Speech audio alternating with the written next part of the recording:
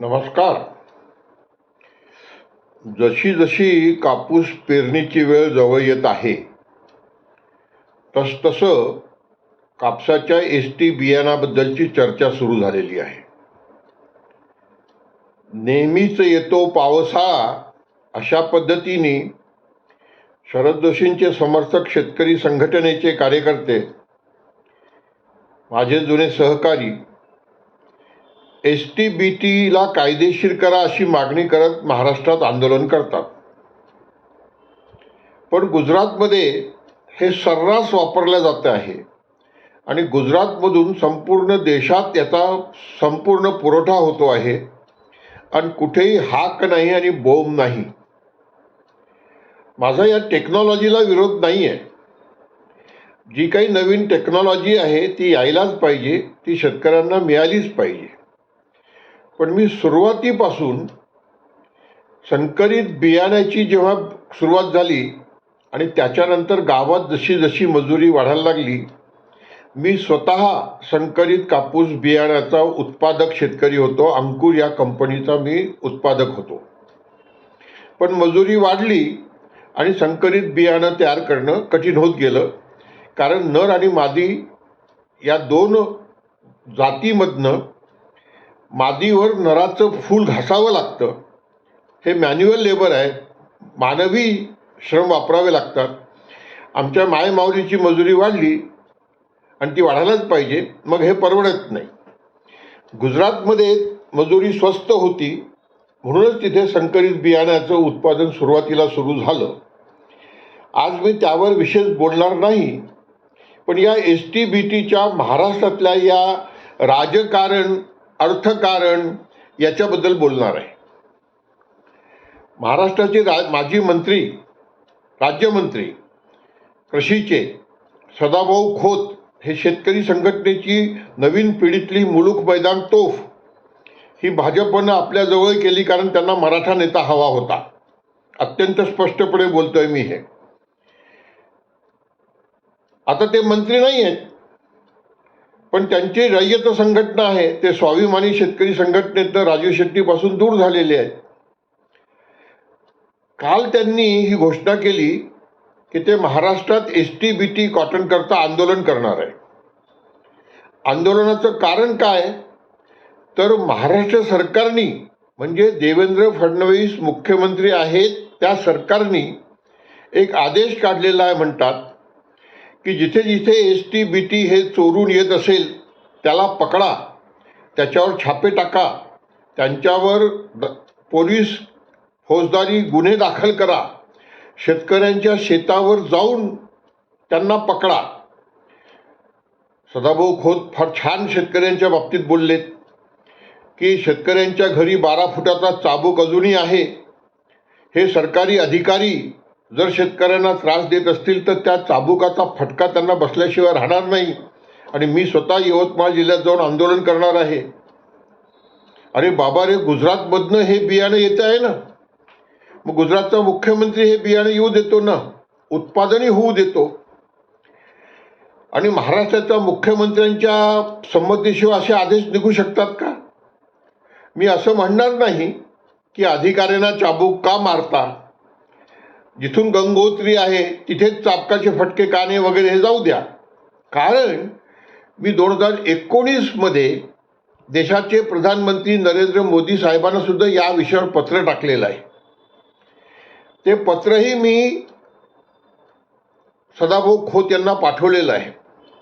त्या पत्रात मी मोदींना विनंती केली होती की हे जे STBT कापूस तयार करायचं आहे हे साधारण शेतकरी तयार करू शकत नाही, कारण त्याच्यामध्ये 3 जीन टाकावे लागतात. एक बोलगाड 1चं जीन क्राय1 AC, बोलगाड 2 मध्ये 2 जीन आहेत, क्राय1 AC आणि क्राय1 AB, आणि तिसरं जीन आहे ते तणनाशक मोन्सॅन्टो कंपनीचं राऊंडअप रेडीला प्रतिकार करणारं, ते आहे CP4EP5PS. हे 3 जीन नर आणि मादीमध्ये टाकून मग त्याचं क्रॉसिंग करून त्याचं संकरीकरण करून हे STBTB तयार होतं. हे सामान्य शेतकरी तर तयार करू शकत नाही. कुठली तरी मोठी कंपनी यांना हे 3 जीन टाकलेले नर मादी देते आणि मग हे शेतकरी ते उत्पादन करतात. गुजरातमध्ये ते त्यांच्या शेतात 8 महिने उभे राहतं पीक, तेव्हा हे पीक येतं ना खाली. मग त्याच्यावर सर्जिकल स्ट्राईक का होत नाही? तुम्ही ती गंगोत्रीच जर आटून टाकली तर हे इल्लीगल सगळीकडे येणार नाही ना. मला 2020 मध्ये गुजरात सरकारचं पत्र आलं, 20/9/2020, आणि त्या पत्रात गुजरात सरकार म्हणतं की आम्ही छापे टाकतोय. मग छापे टाकतात आहेत तर मग एवढ्या मोठ्या प्रमाणात ते का वाढत जात आहे? 2020 नंतर आता 2026 6 वर्ष झाले ना. आणि आमच्या इथे ही शरद जोशी समर्थक शेतकरी संघटना यांची आंदोलनं दरवर्षी सुरू आहेत, पण हे बियाणं दरवर्षी वाढत जात आहे. मागच्या वर्षी स्वतः सदाभाऊ खोतने असं म्हटलं की महाराष्ट्रात 40% लोकांनी बी लावलं. म्हणजे लावतातच ना लोक आणि काही कारवाई होत नाहीये. मग तुम्ही कशाला बोंब मारताय हो? कापसाच्या भावाकरता बोंब नाही मारत सदाभाऊ खोत, की अमेरिकेच्या सबसिडीला विरोध करण्याकरता नाही बोंब मारत हे कोणी लोक, शरद जोशींचे समर्थक आणि सदाभाऊ खोत सुद्धा. मुद्दा काय आहे? मुद्दा हा आहे की जर गुजरातमधनं हे बी इथे येतं आहे तर मग गुजरातच्या मुख्यमंत्र्यांची सुद्धा काही स्ट्रॅटेजी असेल ना. मी सदाभाऊ खोतांना पत्र पाठवलं आहे की मला असं वाटतं की गुजरातचे मुख्यमंत्री हे शेतकरी हिताचा निर्णय करतात आहेत, कारण निश्चित या टेक्नॉलॉजीची शेतकऱ्यांना गरज आहे. कारण निंदायलाच मजूर सापडत नाही तर शेती करणंच किती कठीण आहे. आणि जर या टेक्नॉलॉजीनी निंदनाच्या ऐवजी फवारा करून मोन्सॅन्टोचा, ग्लायफॉसेटचा जर नियंत्रण होत असेल तर पाहिजे ना ते शेतकऱ्यांना. आता माझा दुसरा मुद्दा असा आहे की जर निंदनालाच मजूर सापडत नाही तर क्रॉसिंग करायला मजूर कुठून सापडतो हो? गुजरातमध्ये सापडत नाही. आणि गुजरातमध्ये सुद्धा आता हायब्रिड बियाणं तयार करणं हे शक्य नाही, कठीण होत चाललेलं आहे. याच्यावर एक वेगळा व्हिडिओ करू आपण, पण आता या STBT पुरतंच मर्यादित राहूया. मी सदाभाऊ खोतांना विनंती केली आहे की गुजरातचे शेतकरी हे शेतकरी हितचिंतक आहेत म्हणून केंद्र सरकारची थोडीशी उपेक्षा करून त्याला बाजूला ठेवून ते छापा टाकण्याचं नाटक करून, सरकारी नाटक करून ते शेतकऱ्यांना STBT बियाणं उपलब्ध व्हावं याच्याकरता काम करत आहेत.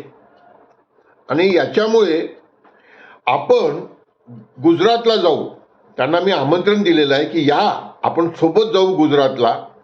आणि गुजरातचे मुख्यमंत्री जे इतके शेतकरी हितचिंतक आहे आणि देशातल्या शेतकऱ्यांना STBT बियाणं उपलब्ध करून देत आहेत, त्या मध्ये थोडंसं राहून गेलं होतं नेट गेल्यामुळे. गुजरातचे मुख्यमंत्री हे STBTचं बियाणं संपूर्ण देशात उपलब्ध करून देत आहेत, हे स्पष्ट आहे. आणि म्हणून गुजरातला जाऊन त्यांचा आपण सत्कार करू, त्यांचे आभार व्यक्त करू, असं मी सदाभाऊ खोतांना पत्रात लिहिलेलं आहे.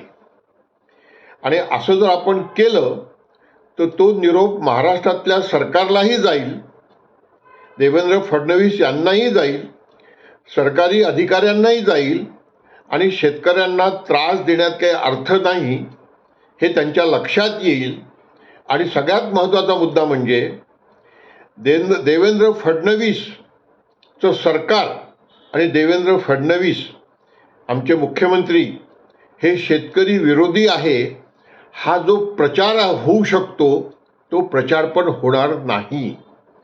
ही विनंती मी सदाभाऊ खोतांना केलेली आहे. दुसरा जो मुद्दा आहे की संकरित बियाण्याला जर कायदेशीर मान्यता दिली तर कंपन्या जे बियाणं देईल ते शुद्ध F1 बियाणं राहील आणि ते F2 राहणार नाही. याची काय गॅरंटी आहे? F1 आणि F2 कसं ओळखायचं याबद्दलही मी पत्रव्यवहार केलेला आहे. सदाभाऊ खोत जेव्हा माझ्यासोबत अहमदाबादला, गांधीनगरला भूपेंद्र पटेल यांचा सत्कार करायला येतील तेव्हा त्यांना ते सगळं मी समजून सांगेन. मला असं वाटतंय की सदाभाऊ खोतांनी या विनंतीला मान द्यावा आणि शेतकऱ्यांच्या बाजूला उभं राहावं.